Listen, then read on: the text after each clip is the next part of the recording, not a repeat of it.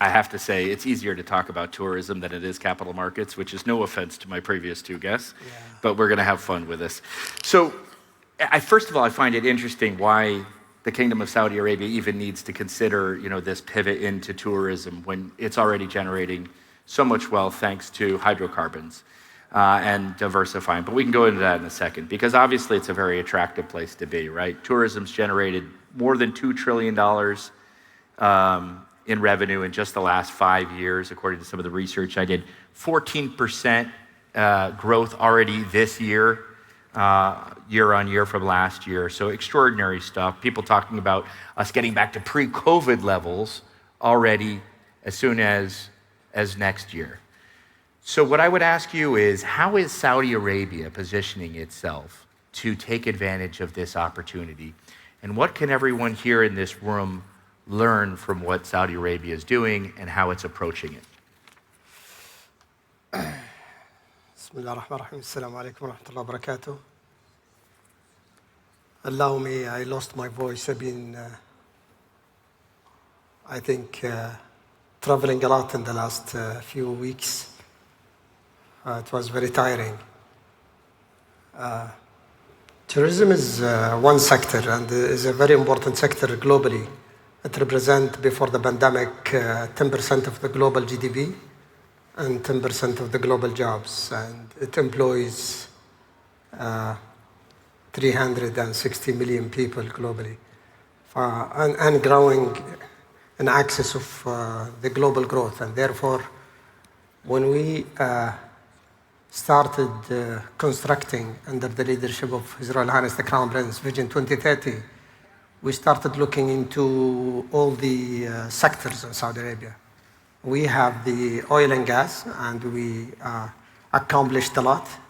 And we have succeeded in building, creating and building the petrochemical sector and also the financial services. And we started to looking into what are the other opportunities Saudi Arabia might have that have a potential and where we can unlock the potential. And I think travel and tourism was on top of the list. But when I started back in 2019, when I started looking into what do we have, a sort of assets in Saudi Arabia, I was positively surprised by the beauty, the nature, the tapped markets like the Islamic market, and now the MICE, the business, and so on and so forth. So therefore, we decided, or we agreed to increase the contribution of travel and tourism from about 3% back in 2019 to 10% by 2030. And this will take us, which will require to attract 100 million visitors domestically and internationally. I think we will close this year with about 100 million and almost 6% of GDP contribution to GDP.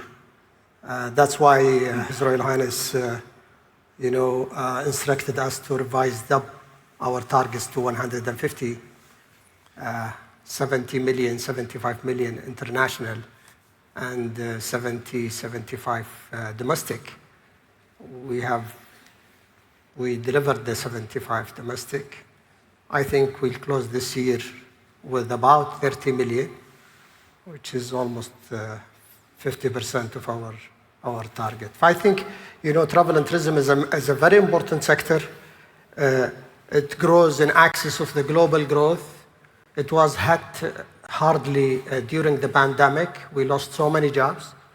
The only way for travel and tourism is to grow. We used to be a very small, back in the 70s, the global population was about 3 billion people. Today we're talking about almost 8 billion people. For more people, more travel. And the global GDP was about 2 trillion. We're talking about 80 trillion today. Definitely, the expanding of the middle class in India and China will encourage further travel. That's why the World Tourism and Travel Council is expecting the international arrival to double by 2032, which is very attractive for us. And just to put it in perspective for everyone in this room, because I'm not sure everyone understands exactly how much Saudi Arabia is investing into tourism to make it happen. Relative to the other countries in the world, where is Saudi Arabia fit in terms of developing its tourism industry? How much money versus other countries? In terms of investment in the next 10 years, we are number one by far. Number one? Yeah. By far? Yes, we are investing over $800 billion in the sector, building the part of NEOM that relate to travel and tourism, like Sindana and Trojena, and the Red Sea, the Qiddiya, the Dir'iyya, and the private sector projects. The Al Guna, the Suez just signed in Jeddah and Cake, Rexos and Cake, and I think the Tourism Development Fund have already funded a project worth of 35 billion. Wow. I think there is a lot of investment coming to this market because the global and the local private sector, once they realize that the government is committed to open the sector and to unlock its value, they jumped into it and they started to invest. And from our side, we are committed to make our regulation the easiest and our cost among the most attractive. The ease of doing business in Saudi Arabia will be announced very soon, will be among the top when it comes to ease of doing business, and cost of doing business will be among the most efficient in the sector. And when I was talking to your team about this conversation, and they were talking to me about things, tourism's changed a lot since I was a kid. They were talking about ecotourism, education tourism or edu-tourism, wellness tourism, culinary tourism, ecotourism. You mentioned, of course, just a short while ago, Islamic tourism. I mean, there's a lot of, I guess, in the way you target tourism now, there's a lot of opportunities. Yeah. What are the biggest right now for you, like in terms of the Kingdom of Saudi Arabia? I'll answer this, but before, when we decided, I need to just highlight this. When we decided to invest heavily in this sector with Vision 2030, we went beyond Saudi Arabia. We are working very closely with the United Nations World Travel Organization, and that represent the governments, and the World Travel and Tourism Council represent the private sector, and we have many of them here with us, including Gregor O'Hara, who's upcoming chairman, to try to make sure that these two organizations are strong enough to help and support the sector to grow. So we were in Uzbekistan last week in the UNWTO General Assembly, and I would like to take this opportunity to congratulate everyone. Saudi Arabia will be hosting the next General Assembly, UNWTO General Assembly in 2025, and Saudi Arabia was re-elected to be the chair of the Executive Council of the UNWTO. We want this organization to be strong, and therefore, and to cope with the growth in the industry. The industry is growing and will continue to grow. We need the right regulations, we need the right incentives to help attracting the investment and promoting travel and connecting nations. And this is our role. For going back to your questions, there are many purposes to travel. Yeah. Travel for culture will continue to be the dominator, and travel for sun and sea and coastal travel will also continue to have the biggest share of the market. That's why we are investing heavily in the Red Sea to grab share of this market. But there are emerging purposes, new purposes of travel, like the wellness travel. People became more health cautious. Yeah, I could use some of that. Wellness is very small today. It's about 1% of the total market, but it is growing at double digits, and therefore we expect this market to be soon very attractive. We are looking into the sector seriously, and we have signed to build 2 wellness centers, one in Riyadh and Diriyah, and one at the Red Sea. Edu-tourism, education is very important, and people go for professional education, high education, or for vocational training. And I think in our sector, travel and tourism, vocational training is more important than professional education.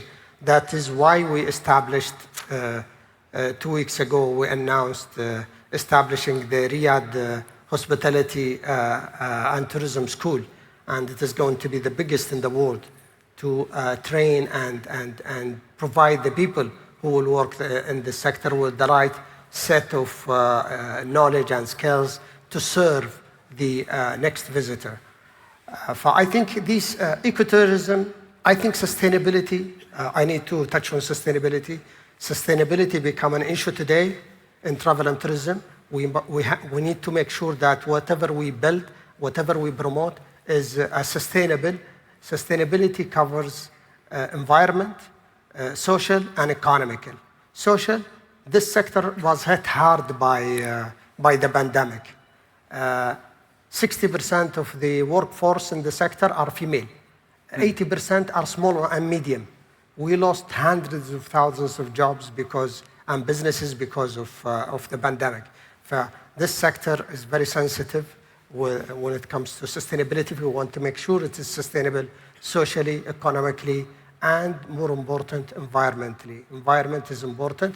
That's why Saudi Arabia has announced establishing the Global Tourism Sustainability Center. Yeah. And this center have already commissioned the WTTC to come up with a report to see the baseline, how much this industry is creating of zero carbon emissions, green carbon emissions to the planet. And we are publishing this report tomorrow. The good news is we contribute to the world economy 10%. We contribute to the greenhouse emissions by about 8%.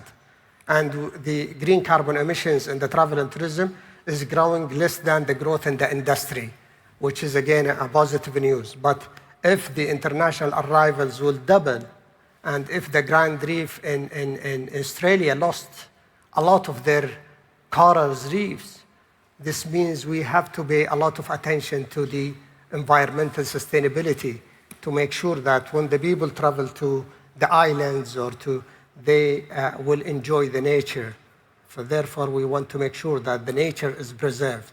And this is what His Royal Highness is directing us to make sure that whatever we build on the Red Sea is an environmental friendly.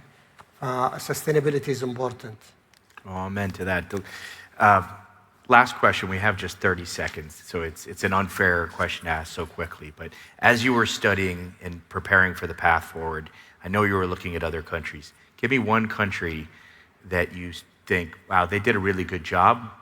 We aspire to employ some of the techniques they used to build their tourism industry. Saudi Arabia. Yeah, for sure. We are... You've been at it before. We grow more than any other G20 countries. Yeah. So we started late, but we are moving very, very fast. Your Excellency. Thank you. Thank you very much for your time. Thank you very much.